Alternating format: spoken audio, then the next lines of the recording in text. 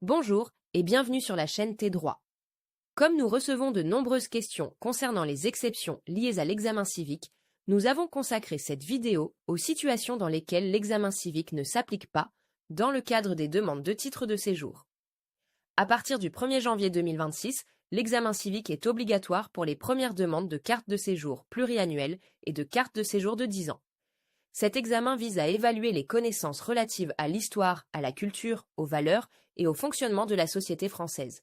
Toutefois, tout le monde n'est pas concerné par cet examen. Nous expliquons donc qui est exempté de l'examen civique dans le cadre des demandes de titre de séjour. Tout d'abord, les personnes qui déposent une demande de renouvellement d'une carte de séjour pluriannuelle ou d'une carte de séjour de 10 ans ne sont pas soumises à cet examen. De la même manière, les personnes bénéficiant d'un statut de protection internationale et les membres de leur famille sont également exemptés de cet examen. Les ressortissants de certains pays ayant conclu des accords bilatéraux avec la France, ainsi que les personnes âgées de plus de 65 ans, ne sont pas soumis à l'examen civique. Les stagiaires, les jeunes au pair, les étudiants, les travailleurs temporaires et les travailleurs saisonniers ne passent pas non plus l'examen civique. Les titulaires de la carte Talent et les membres de leur famille ne sont pas soumis à l'examen civique lors de leur première demande de carte de séjour pluriannuelle d'une durée inférieure à 10 ans. Certaines situations relevant de la vie privée et familiale entrent également dans le champ des exceptions.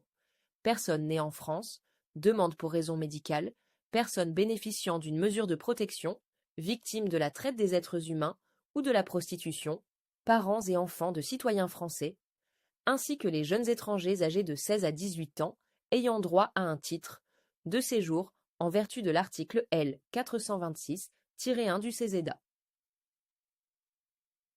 Par ailleurs, les personnes ayant suivi au moins 3 années d'enseignement secondaire en France ou au moins une année académique d'enseignement supérieur en France ne passent pas l'examen civique.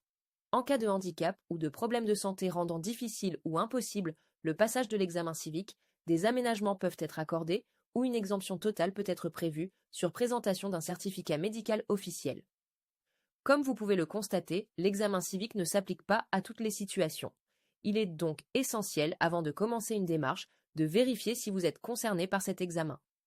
Si vous souhaitez bénéficier d'un accompagnement administratif clair, structuré et personnalisé pour vos démarches liées au titre de séjour en France, l'atelier de démarche vous accompagne. Chaque dossier est traité individuellement et examiné avec attention. Vous pouvez vous abonner à notre chaîne pour suivre d'autres vidéos sur vos droits et les démarches administratives. À très bientôt pour de nouvelles informations. N'abandonnez pas vos droits.